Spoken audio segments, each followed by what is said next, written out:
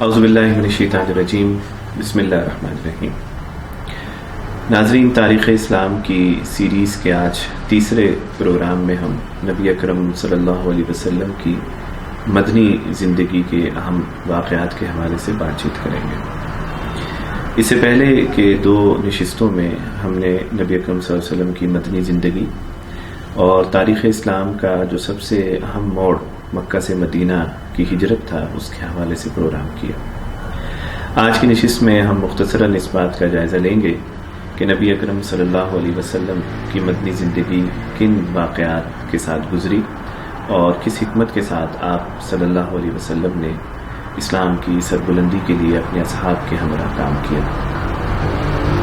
یہ بات آپ کے علم میں ہے کہ مدینہ کی ہجرت سے پہلے مدینہ کے دو اہم قبائل اوس اور خزرج نبی اکرم صلی اللہ علیہ وسلم کی خدمت میں حاضر ہوئے اور انہوں نے اسلام قبول بھی کیا اور نبی اکرم صلی اللہ علیہ وسلم کو مدینہ آنے کی دعوت دی۔ 622 عیسوی میں نبی اکرم صلی اللہ علیہ وسلم مکہ سے مدینہ ہجرت کر کے گئے اور آپ صلی اللہ علیہ وسلم کے ہمراہ حضرت ابوبکر صدیق رضی اللہ تعالیٰ عنہ تھے اور کچھ ہی عرصے بعد دیگر مہاجرین بھی مکہ سے مدینہ کی طرف آنا شروع ہو گئے۔ مدنی زندگی کے اہم واقعات میں دو اہم واقعات سب سے زیادہ ضروری ہیں ابتدا میں، ایک مواخات مدینہ اور ایک میثاق مدینہ۔ مواخات مدینہ انصار اور مہاجرین کے درمیان ایک ایسا عمل تھا کہ جس میں نبی اکرم صلی اللہ علیہ وسلم نے مہاجرین کو انصار کا بھائی بنایا، کیونکہ مکہ کی پوری زندگی ان تعلیمات پر گزری تھی جس میں ایمان کو مضبوط کیا جانا تھا، اور اس تناظر میں اللہ پر ایمان، نبی اکرم صلی اللہ علیہ وسلم پر ایمان اور آخرت پر ایمان۔ اس کے نتیجے میں ایسے اصحاب تیار ہوئے کہ جو اپنی جان کی بازی لگانے سے بھی گریز نہیں کرتے تھے۔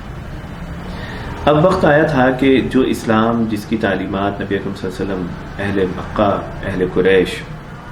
یا بالعموم پوری دنیا کے سامنے پیش کر رہے تھے، اس کی کوئی حقیقی صورتحال انسانیت کے سامنے پیش کی جا سکے۔ اسلام عدل کی بات کرتا ہے، اسلام مواخات کی بات کرتا ہے، اسلام ایک ایسے نظام کی بات کرتا ہے کہ جس میں چھوٹے اور بڑے کی تفریق رقم اور دولت کی بنیاد پر نہیں۔ اسلام قبائل کے خاتمے کے بعد اسلام بنیادی طور پہ صبغت اللہ کی بات کرتا ہے کہ اللہ کے رنگ کے اندر سب رنگ جائیں۔ تو اس تناظر میں یہ وہ مرحلہ تھا کہ مدینہ پہنچ کر سب سے پہلے اسلام کی ان تمام باتوں کو جس کے لیے صحابہ کرام کو تیار کیا گیا، اسلام کی اجتماعیت کو تیار کیا گیا، نبی اکرم صلی اللہ علیہ وسلم اس کو ایک عملی شکل دے سکے۔ لہٰذا مواخات مدینہ اسلام کو معاشرے کے سامنے عملی طور پر پیش کرنے کا ایک ایسا منصوبہ تھا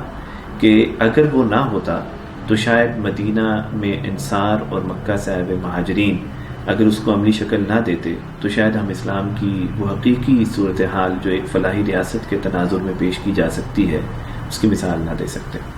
اسے نبی اکرم صلی اللہ علیہ وسلم نے بہت حکمت کے ساتھ سب سے پہلے مہاجرین کی معاشی مسائل انصار کی مدد کے ذریعے جو ہے وہ مکمل کیے، ختم کیے۔ لیکن ایسا نہیں تھا کہ مہاجرین نے اپنی طویل زندگی انصار کے ساتھ اسی تناظر میں گزاری کہ وہ انصار ہی کی معاشی دولت کے اوپر انحصار کریں، بلکہ نبی اکرم صلی اللہ علیہ وسلم نے حضرت ابوبکر صدیق کو بھی، حضرت عمر فاروق کو بھی، حضرت عثمان غنی کو بھی اور دیگر اصحاب کو بھی مختلف انصار کے بھائیوں کے ساتھ جوڑا، اور ان لوگوں نے کم وقت کے اندر اپنے اپنے کاروبار کا آغاز کیا اور اس کاروبار کے نتیجے میں اپنے آپ کو مستحکم کیا۔ اور یہ ایسا موقع تھا کہ جس میں سب انصار اپنے اپنے مہاجر بھائی کو اپنے گھر میں لے گئے، وہاں پر جا کر اپنا سامان ان کے ساتھ میں پیش کیا، اپنی کاشت کا حصہ ان کے ساتھ شیئر کیا، اپنے گھر والوں کے معاملات ان سے شیئر کیے۔ یہاں تک کہ ایک روایت میں یہ بھی آتا ہے کہ ایک صحابی نے ایک مہاجر کو یہ تک بھی کہا کہ اگر آپ مناسب سمجھیں تو میں اپنی 2 اہلیہ میری ہیں اور ایک کو طلاق دے کر ایک کو آپ کے سپرد کر دوں۔ لیکن تاریخ میں یہ بات آتی ہے کہ مہاجرین نے بہت کم وقت کے اندر جو ہے وہ انصار کے اوپر جو انحصار تھا اس کے بجائے اپنے پاؤں پر کھڑے ہو گئے۔ یہ ایک بہت ہی مستحکم مثال ہے ایک فلاحی ریاست کے قیام کی جو نبی اکرم صلی اللہ علیہ وسلم نے انصار اور مہاجرین کے باہمی خوبصورت رابطے کی صورت میں دنیا کے سامنے پیش کی. اور یہ مرحلہ بھی ایسا تھا کہ جب مہاجرین جوک در جوک جو ہے وہ مدینہ کی جانب آ رہے تھے، اور اس موقع پر اس معاشی مسئلے کو حل کرنا ضروری تھا. تو آپ صلی اللہ علیہ وسلم نے جو مسجد نبوی کی تعمیر کے ساتھ جو سب سے اہم کام شروع کیا وہ انصار اور مہاجرین کا آپس میں بھائی چارہ تھا. دوسرا معاملہ مکہ سے آنے کے بعد مدینہ کے اطراف میں جو اوس اور خزرج کے ساتھ یہودی قبائل مقیم تھے، یہاں پر ان کے ساتھ معاملات کو طے کرنا تھا.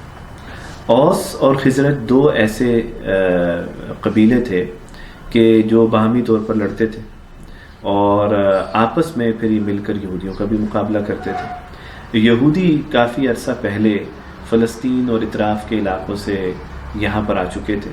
اور معاشی طور پر بہت مضبوط اور مستحکم ہو چکے تھے،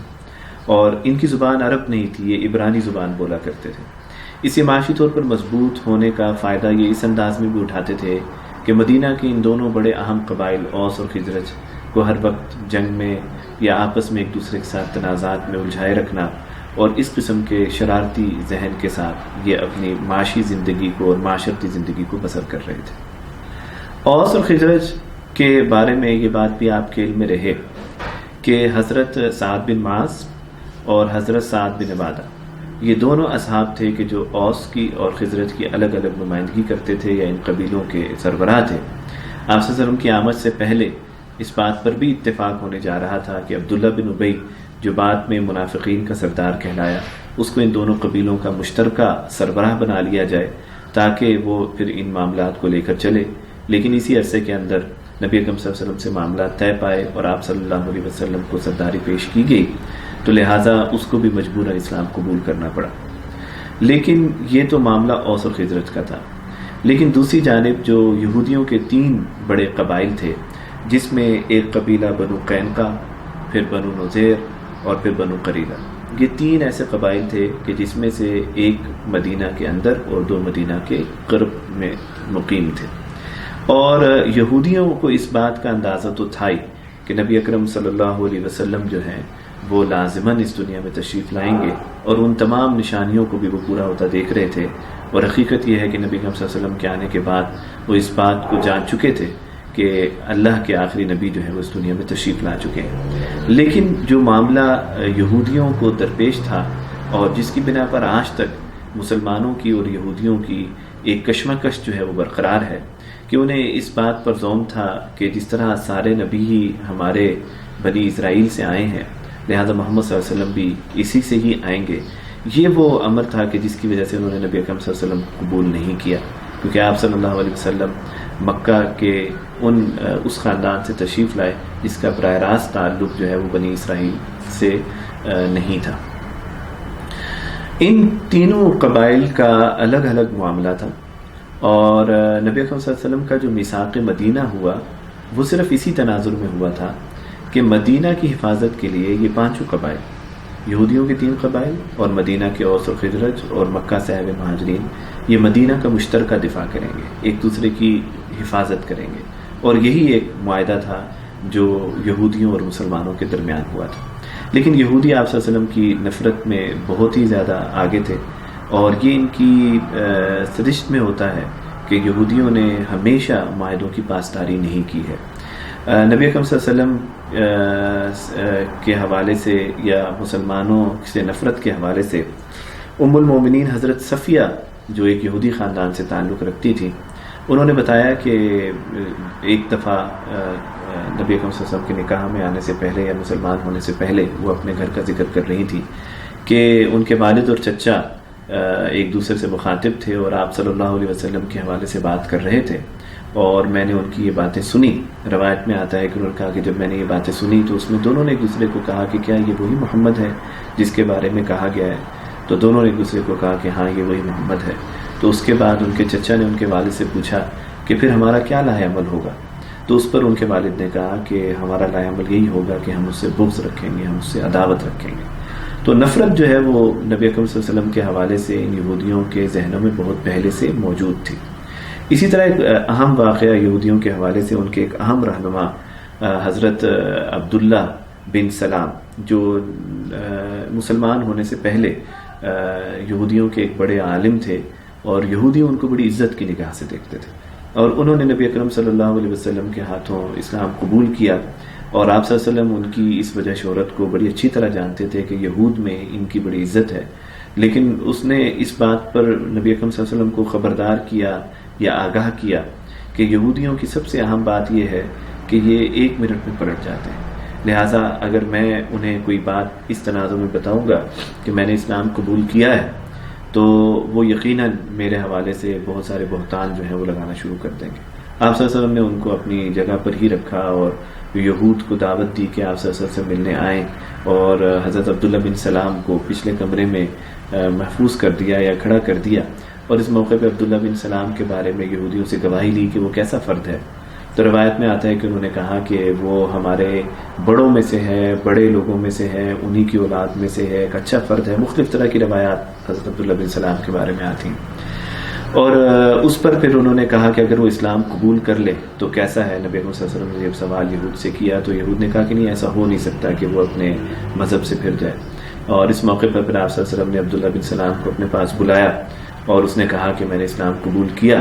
تو اسی موقع پر ان یہود نے یہ کہنا شروع کر دیا کہ یہ ہمارے برے لوگوں میں سے ہے اور برے خاندان سے ہے، اور مختلف طرح کی روایات اس حوالے سے آتی ہیں۔ یہ 2 اہم واقعات آپ کے سامنے پیش کرنے کا مقصد یہ ہے کہ آپ اس بات کو جان سکیں کہ یہودیوں کی مسلمانوں کے حوالے سے پہلے دن سے ہی جو معاملات تھے وہ بغض پر، عداوت پر اور دشمنی پر مبنی تھے۔ اس لیے نبی اکرم صلی اللہ علیہ وسلم نے ان تمام چیزوں کے باوجود اور یہ پوری تاریخ کو سمجھتے ہوئے آپ صلی اللہ علیہ وسلم نے ان کے ساتھ جو معاہدہ کیا وہ ایک ایسا معاہدہ تھا کہ جو ایک نیشنل سیکورٹی کے تناظر میں ایک معاہدہ تھا کہ جس میں مدینہ کی حفاظت جو ہے وہ مل جل کر کی جائے گی۔ لیکن بعد میں تاریخ نے دیکھا کہ ان تینوں قبائل نے جو مسلمانوں کے ساتھ معاہدہ کیا، انہوں نے یکے بعد دیگرے جو ہے وہ اس سے انحراف کیا، مسلمانوں کے ساتھ عہد وفا نہیں کیا، اور ایفاء عہد نہ ہونے کی وجہ سے نبی اکرم صلی اللہ علیہ وسلم نے ان تینوں کے ساتھ الگ الگ جنگیں کر کے ان کو مدینہ بدر بھی کیا۔ ناظرین، یہ 2 اہم چیزیں جو ہیں وہ ہجرت کے فوری بعد نبی اکرم صلی اللہ علیہ وسلم نے مواخات مدینہ اور میثاق مدینہ کرتے ہوئے جو ہے وہ مکمل کی۔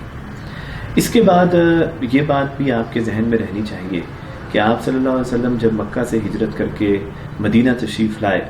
تو اس موقع پر یہ ممکن نہیں تھا کہ مکہ کے جو مشرکین تھے اور سرداران مکہ تھے وہ اپنے گھروں میں آرام سے بیٹھ جائیں، لہٰذا انہوں نے انہی یہود قبائل کے ساتھ اور دیگر کچھ قبائل کے ساتھ رابطوں کی کوشش شروع کی، اور اس تناظر میں کچھ معاملات طے کرنے کی کوشش کی کہ مدینہ کی تمام سپلائی لائن کاٹ دی جائے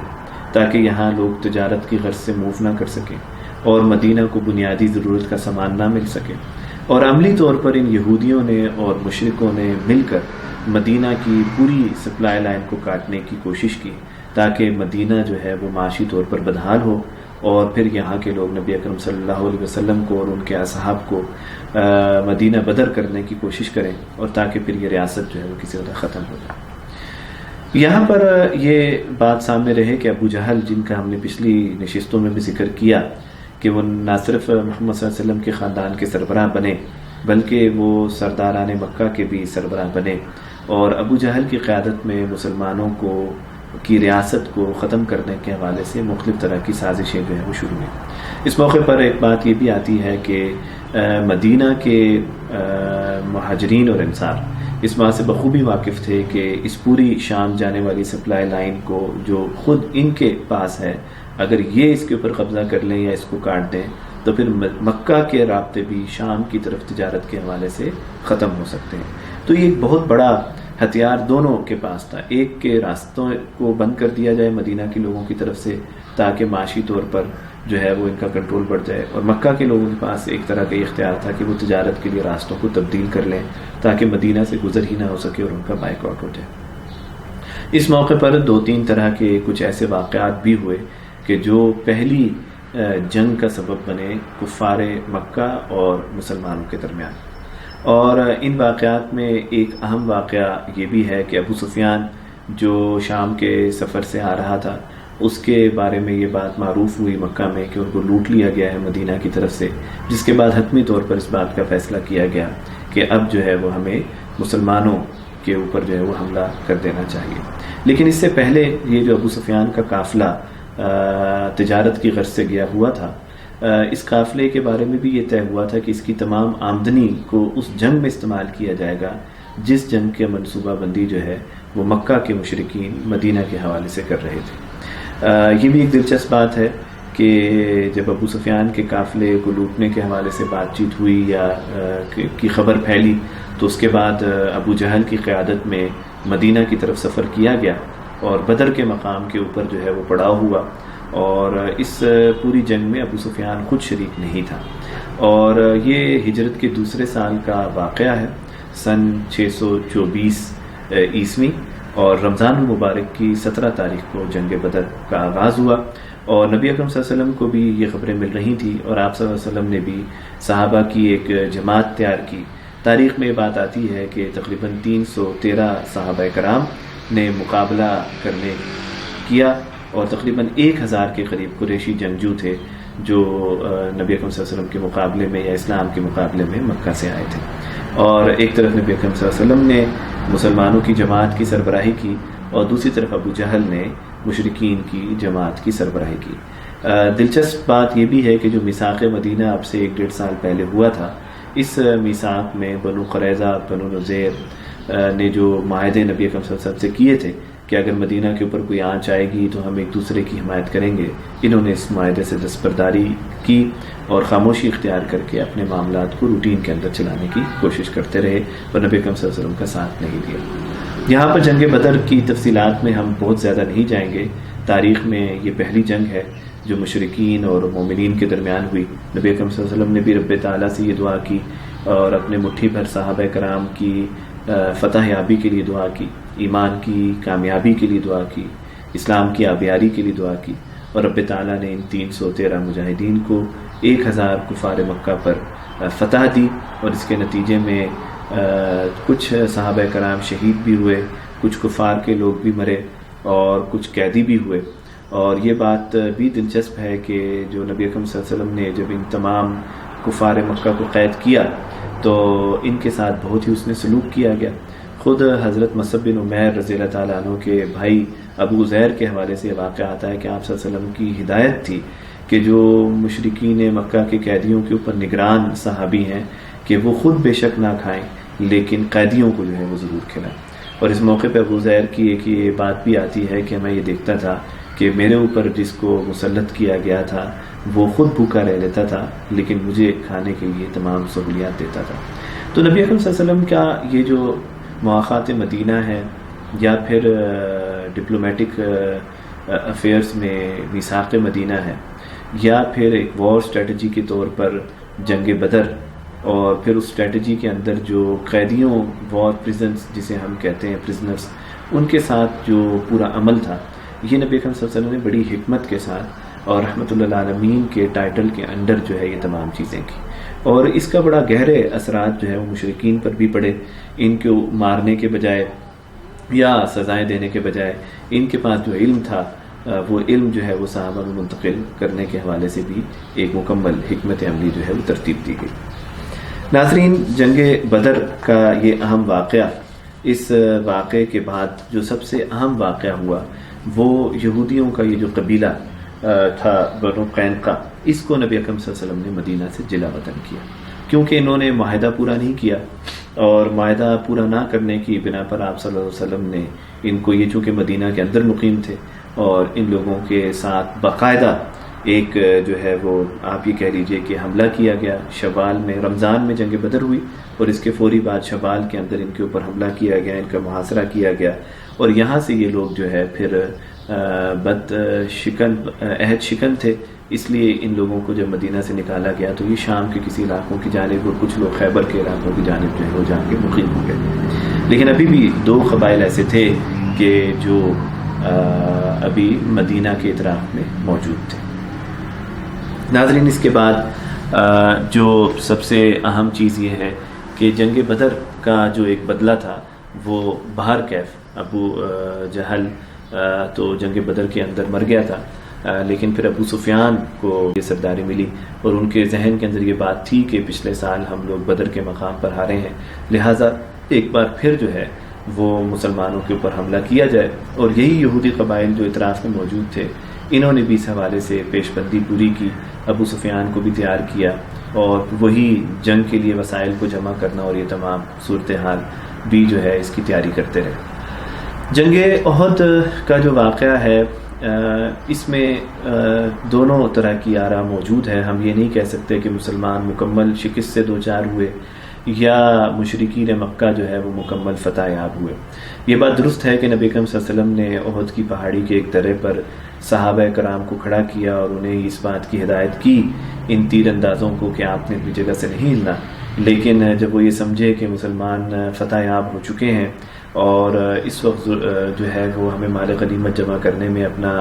آگے بڑھنا چاہیے، اور اسی کے نتیجے میں پیچھے سے حضرت خالد بن ولید جو بعد میں مسلمان ہوئے انہوں نے مسلمانوں پر حملہ کر کے مسلمانوں کی ہوا اکھاڑی، اور خود نبی اکرم صلی اللہ علیہ وسلم کے بھی اس جنگ کے اندر دندان جو ہے وہ شہید ہوئے۔ لیکن عملی طور پر اس جنگ احد کے واقعے کو اگر ہم اس تناظر میں سمجھنے کی کوشش کریں کہ مسلمانوں کو جو تقویت اور جو حوصلہ جنگ بدر سے ملا تھا اس کا کچھ زوم جو ہے وہ مسلمانوں کو اگلے سال بھی تھا، اور اللہ پر انحصار کا ایک رویہ اس سبق کے ذریعے دوبارہ سے اجاگر کیا گیا مسلمانوں کے ذہنوں میں کہ انہیں اپنی نبی کی ہدایات پر بھی عمل کرنا چاہیے اور اپنی طاقت کے ساتھ ساتھ رب تعالیٰ کے احکام کے تصور کو بھی سمجھنا چاہیے کہ انہی کی رحمت کے نتیجے میں یہ تمام چیزیں ہوتی ہیں۔ جنگ احد کا یہ واقعہ جو ہے اس میں نبی اکرم صلی اللہ علیہ وسلم کے ہمراہ 1000 اصحاب کرام تھے، اور ابو سفیان جو مکہ سے آیا تھا اس کے ساتھ 3000 جنگجو تھے، اور اسی جنگ میں 300 افراد کو لے کر عبداللہ بن ابی واپس آ گیا تھا۔ اور یہ چونکہ ہم نے پہلے بھی اس کا ذکر کیا کہ یہ مکہ کی مدینہ کی سرداری اس کے سپرد ہونے جا رہی تھی کہ نبی اکرم صلی اللہ علیہ وسلم کے ساتھ معاملات طے پا گئے، لہٰذا منافقت اس کے دل کے اندر موجود تھی، اور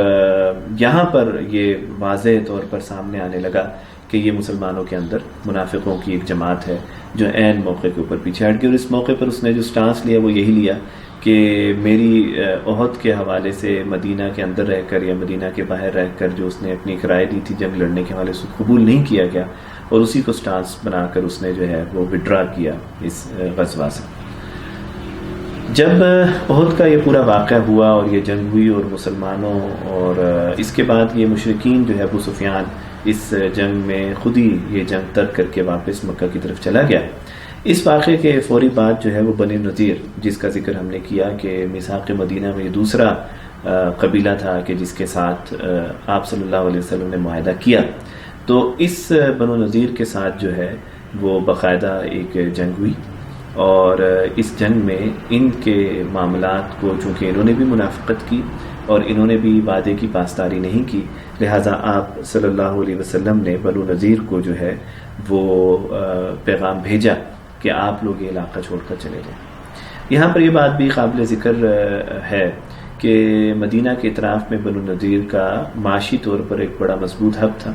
اور بہت سارے معاملات معاشی طور پر ان کے ہاتھ میں تھے، لہذا یہ سمجھتے تھے کہ مدینہ کی جو معیشت ہے اور تجارت ہے وہ ہمارے بھروسے ہے، اسے ممکن نہیں ہے کہ مسلمان ہمارے ساتھ جو ہیں وہ اس قسم کا کوئی رویہ اختیار کر سکیں۔ آپ صلی اللہ علیہ وسلم کو بلایا گیا اور آپ صلی اللہ علیہ وسلم کو مذاکرات کے لیے کہا گیا، اور جب آپ صلی اللہ علیہ وسلم بنو نذیر کے پاس مذاکرات کے لیے جانے لگے تو یہ ایک سازش تیار کی گئی کہ جب آپ صلی اللہ علیہ وسلم بیٹھیں گے تو پیچھے سے ایک بڑی چٹان کا ایک بڑا پتھر آپ صلی اللہ علیہ وسلم کے اوپر پھینک دیا جائے گا تاکہ آپ صلی اللہ علیہ وسلم موقع کے اوپر ہی جو ہے آپ کا جو ہے نا آپ قتل کر دیا جائے، نعوذ باللہ۔ تو آپ صلی اللہ علیہ وسلم کو وحی کے ذریعے جو ہے یہ ساری معلومات ہوئیں، اور آپ صلی اللہ علیہ وسلم نے بنو نذیر کو باقاعدہ یہ پیغام بھیجا کہ اب آپ لوگ یہاں سے جو ہے وہ چلے جائیں، اور پھر اس دوران ان کا محاصرہ کیا گیا، ان کے باغات وغیرہ بھی تھے، اور بالآخر جو ہے یہ لوگ اس معاہدے کے بعد جو ہے وہ چلے گئے کہ اپنے ہتھیار وغیرہ یہاں چھوڑیں گے، اور ان لوگوں کو پھر بھیج دیا گیا۔ اور تاریخ میں بات آتی ہے کہ ان کا ایک بڑا حصہ جو ہے وہ یہاں سے نکلنے کے بعد شام کی طرف اور خیبر کے علاقوں کے اندر جا کے جو ہے وہ مقیم ہو گیا۔ ناظرین، نبی اکرم صلی اللہ علیہ وسلم کی زندگی کے یہ جو مدنی زندگی کے ابتدائی دور تھے، تو اس میں میثاق مدینہ اور مواخات مدینہ کے بعد جنگ بدر اور جنگ احد اور 2 یہودی قبائل کو جب مدینہ سے نکالا گیا تو یہ ممکن نہیں تھا کہ کفار اپنے معاملات کو اسی طرح لے کر بیٹھیں۔ اب صرف قریش مکہ کا یا مشرکین مکہ کا ہی معاملہ نہیں تھا، بلکہ یہودیوں کا معاملہ بھی تھا، اور یہودیوں کے حوالے سے ہم نے پوری ایک آپ کے سامنے مختصراً تاریخ پیش کی کہ یہ کس طرح مسلمانوں کے خلاف تھے اور ان کے ذہن میں جو عداوت تھی وہ کس طرح ان کے ذہنوں میں پہلے سے ہی موجود تھی۔ لہٰذا کچھ ہی عرصے بعد غزوہ احزاب ہوا، جسے غزوہ خندق بھی کہتے ہیں۔ خندق ایک وار اسٹریٹجی تھی، اور احزاب اس لیے کہا جاتا ہے کہ اس میں مشرکین اور یہودیوں نے مل کر جو ہے وہ مدینہ کے اوپر چڑھائی کرنے کی کوشش کی تھی۔ آپ یہ کہہ لیجئے کہ جیسے آج کے دور میں نیٹو فورسز ہیں، جو ایک الائنس ہوتا ہے جس میں تمام دنیا کی مختلف طاقتوں مل کر اپنی فوج کے ذریعے جو ہے وہ کسی ملک کے اوپر حملہ آور ہوتی ہیں، اسی طرح احزاب مختلف طرح کے گروہ تھے جنہوں نے مل کر ابو سفیان کی قیادت میں مدینہ پر حملہ کرنے کی کوشش کی۔ ان گروہوں میں اگر دیکھا جائے تو بنو نذیر، جس کو کچھ عرصہ پہلے نکالا گیا تھا، اسی طرح مشرک قبائل جو تھے، غطفان بڑا اہم نام ہے، بنو سلیم، اس میں بنی مرہ اور بنی شجاع، یہ کچھ اہم نام اس میں آتے ہیں کہ جو قبائل تھے جو مل کر مسلمانوں کے خلاف حملہ آور ہونے جا رہے تھے۔ اور تاریخ میں بات آتی ہے کہ ہر قبیلے نے 500، 1000، 700، 1500، 2000 کے قریب افراد کو تیار کیا، اور مجموعی طور پر 10,000 جو ہے وہ جنگجو جو ہے وہ نبی اکرم صلی اللہ علیہ وسلم اور مسلمانوں سے لڑنے کے لیے مدینہ کی طرف گئے۔ ایک جانب جہاں ان کی تیاریاں تھیں، احزاب جمع ہو رہے تھے مسلمانوں کے خلاف، وہاں پر دوسری جانب نبی اکرم صلی اللہ علیہ وسلم بھی ان تمام معاملات سے بخوبی واقف تھے، اور آپ صلی اللہ علیہ وسلم نے صحابہ کرام سے مشورہ بھی کیا، اور اس موقع پر حضرت سلمان فارسی کا مشورہ جو ہے وہ قبول کیا گیا کہ جس میں آپ رضی اللہ تعالیٰ عنہ نے خندق کھودنے کا مشورہ دیا۔ عربوں کے لیے یہ ایک نئی چیز تھی، لیکن آپ نے اس تجویز کو پسند کیا، اور جو مدینہ کے اطراف میں جو علاقہ کوہ عبیدہ اور کوہ راج تھا، وہاں کے درمیان تقریباً 5 کلومیٹر طویل یہ خندق کھودی گئی، جو مختلف روایات میں 2 سے 2.5 میٹر گہری خندق کی بات کی جاتی ہے، اور یہ بھی روایت آتی ہے کہ وہ اتنی چوڑی تھی کہ اگر گھوڑے سے بھی چھلانگ لگانے کی ایک آر سے پار ہونے کی کوشش کی جائے تو وہ بھی ممکن نہیں تھی۔ لہٰذا احزاب جو ہے، دیگر گروہ جو ہے وہ خندق کے دوسری طرف ہی رہے، مدینہ پر حملہ آور نہیں ہو سکے۔ ایک ان کا معروف پہلوان تھا کہ جس کے بارے میں آتا ہے کہ وہ خندق کراس کر کے مدینہ کی جانب آ گیا تھا، لیکن نبی اکرم صلی اللہ علیہ وسلم نے جب حضرت علی کو کہا تو ان کا آپس میں مقابلہ ہوا، اور اس کو جو ہے اس کی گردن جو ہے وہ حضرت علی نے اڑا دی۔ تو اس کے بعد اس تمام احزاب اور کفار کے ذہنوں کے اندر جو ہے وہ خوف بیٹھ گیا، اور وہ لوگ اس کے بعد آہستہ آہستہ وہاں سے واپس چلے گئے۔ اس جنگ میں یا اس غزوہ خندق میں جو ایک سب سے اہم بشارت نبی اکرم صلی اللہ علیہ وسلم کو ہوئی وہ یہ تھی کہ جب ایک موقع پر حضرت سلمان خود جو ہے وہ ضرب لگا رہے تھے، اور ایک چٹان ایسی آئی کہ جو ان سے نہیں ٹوٹی، تو آپ صلی اللہ علیہ وسلم نے اس چٹان کو توڑنے کی کوشش کی۔ تو اس موقع پر جب پہلی ضرب لگائی تو تب بھی آپ صلی اللہ علیہ وسلم نے اللہ اکبر کہا، دوسری ضرب پر بھی اور تیسری ضرب پر بھی۔ تو اس پہ حضرت سلمان فارسی نے آپ صلی اللہ علیہ وسلم سے پوچھا کہ آخر اے اللہ کے رسول ایسا کیا معاملہ ہے کہ آپ نے ہر 3 چٹان کے اوپر جو ہے وہ تکبیر بلند کی؟ تو آپ صلی اللہ علیہ وسلم نے بتایا کہ اللہ نے مجھے جو بشارت دی اس عرصے میں، اس کے الفاظ کچھ اسی طرح کا مفہوم ہے کہ اس میں آپ صلی اللہ علیہ وسلم نے کہا کہ پہلی ضرب پر مجھے یمن اور صنع کے علاقوں کو فتح یاب ہوتے ہوئے دکھایا گیا، اور دوسری ضرب پر مجھے جو ہے وہ رومیوں کا جو پورا اور مغرب کا جو پورا علاقہ ہے اس کو فتح یاب ہوتے ہوئے دکھایا گیا، اور تیسری ضرب جو ہے وہ کسرا کے حوالے سے تھی کہ وہ تمام جو ہے وہ مسلمانوں کے زیر نگی ہو جائیں گے۔ اور پھر تاریخ نے یہ دیکھا کہ نبی اکرم صلی اللہ علیہ وسلم کی تینوں بشارتیں جو ہیں وہ وقت آنے پر جو ہے وہ پوری ہوئی۔ ناظرین، غزوہ خندق کے اس پورے واقعے کے بعد ایک قبیلہ جو یہودیوں کا تھا، اور اس سے پہلے کے 2 قبیلے جو ہے وہ مدینہ بدر ہو چکے تھے، اور اس کے بعد جو آخری قبیلہ تھا بنو قریظہ، اس کے ساتھ جو ہے وہ مسلمانوں کی جنگ اسی عرصے کے اندر ہوئی، اور اس کے بعد نبی اکرم صلی اللہ علیہ وسلم 3000 سپاہ کو لے کر ان کے اوپر چڑھائی کی، اور ان کے ساتھ جو ہے یہ تاریخ کا بڑا اہم واقعہ ہے کہ اس سے پہلے کے جو 2 قبائل تھے یہود کے، اس کو نبی اکرم صلی اللہ علیہ وسلم نے کسی نہ کسی طرح جلا وطن کر کے یا ان کی سامان حرب لے کر ان کو چھوڑ دیا. لیکن یہ جو معاملہ ہے، جب انہوں نے بنو قریظہ نے نبی اکرم صلی اللہ علیہ وسلم کے ساتھ معاہدے کی پاسداری نہیں کی، اور غزوہ خندق کے فوری بعد آپ صلی اللہ علیہ وسلم نے ان کے اوپر جب حملہ کیا، ان کا محاصرہ کیا، اور یہ طویل محاصرہ رہا، اور اس محاصرے کے بعد پھر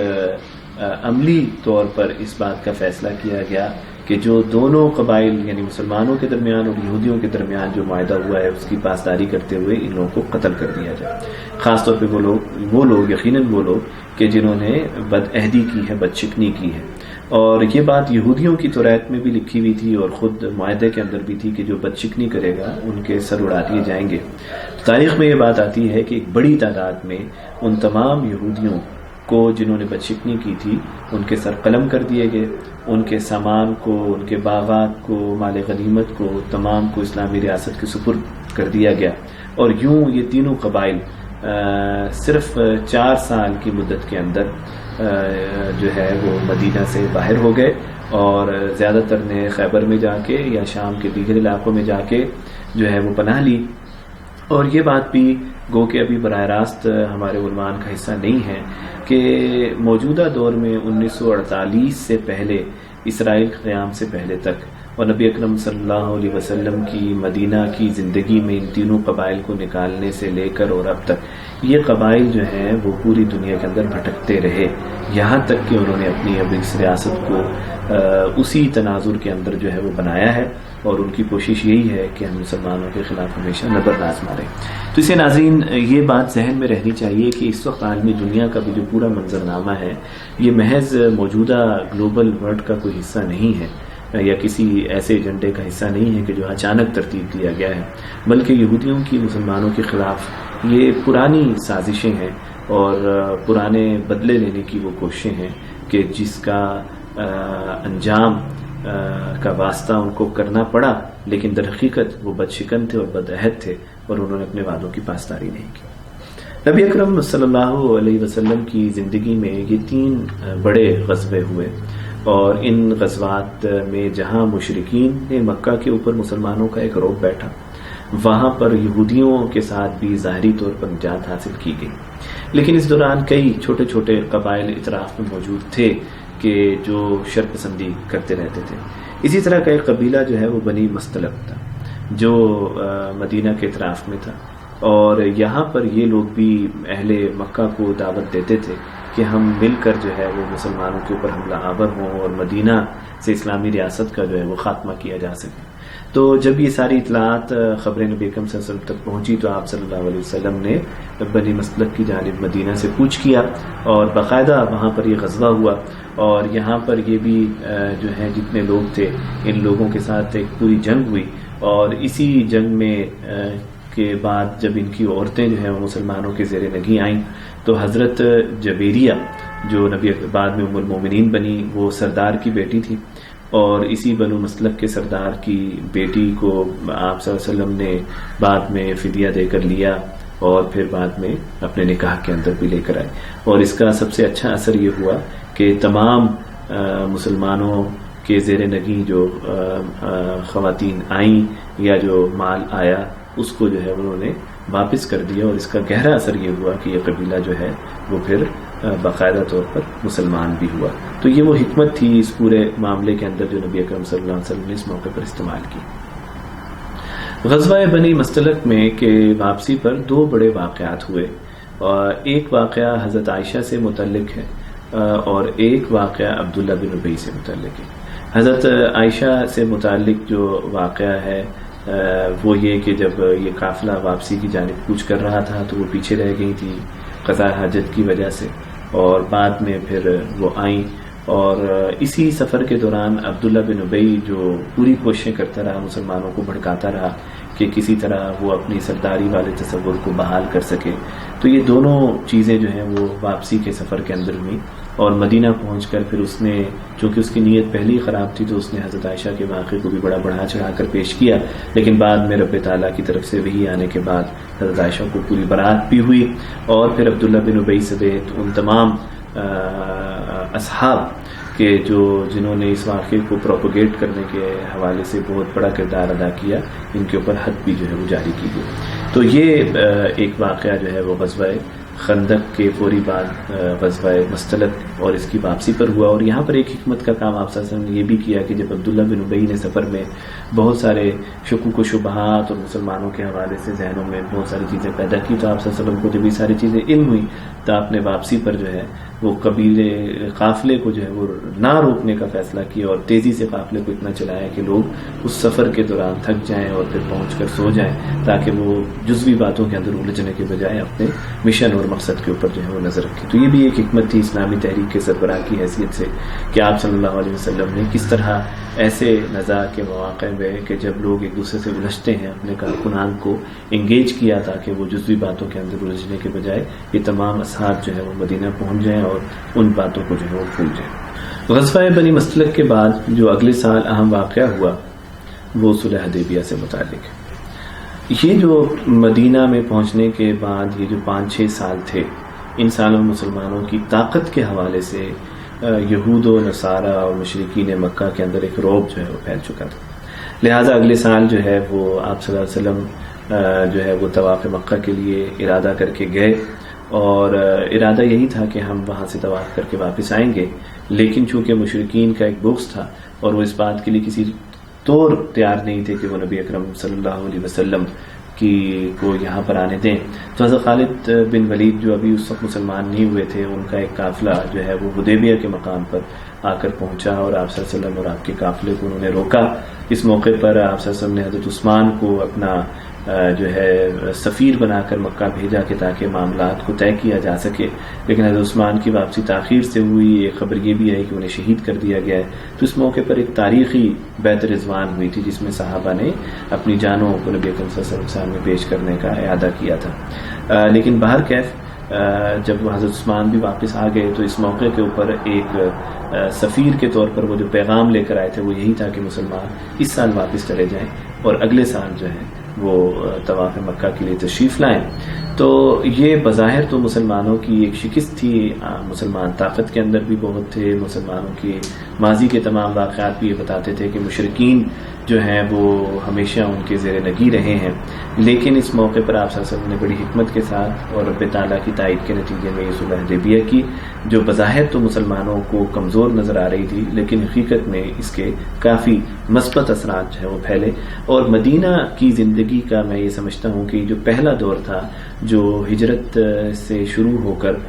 صلح حدیبیہ تک پہنچتا ہے، یہ وہ دور تھا کہ اس میں مسلمان عملی طور پر مصائب کا بھی شکار رہے، پریشانیوں کا بھی شکار رہے، بہت ساری جنگوں میں بھی رہے، اپنے اندر کے منافقین کو ہینڈل بھی کرنا تھا، باہر کے یہودیوں کو بھی ہینڈل کرنا تھا، جنگوں کے معاملات کو بھی چلانا تھا، اور پھر خود مواقعات مدینہ کے نتیجے میں جو ایک ریاست قائم ہوئی تھی اس کے عملی مظاہر کو بھی پیش کرنا تھا۔ لیکن صلح حدیبیہ کے بعد رب تعالیٰ نے جو ایک فتح مسلمانوں کو نازل کی، اس کا جو اثرات ہوئے اس کے نتیجے میں بہت جلدی جو ہے وہ مکہ اور مدینہ اور اس کے اطراف کے اندر جو ہے وہ مسلمانوں کی دعوتیں جو ہے وہ پھیلنے لگ گئی۔ ناظرین، صلح حدیبیہ کے اس واقعے کے ساتھ ہی ہم اپنی آج کی اس نشست کا اختتام کرتے ہیں، اور انشاءاللہ اگلی نشست میں صلح حدیبیہ کے بعد مدنی زندگی اور نبی اکرم صلی اللہ علیہ وسلم کے انتقال تک کے واقعات آپ کے سامنے پیش کریں گے۔ اپنا خیال رکھیے گا۔ جزاک اللہ، وآخر دعوانا الحمدللہ رب العالمین۔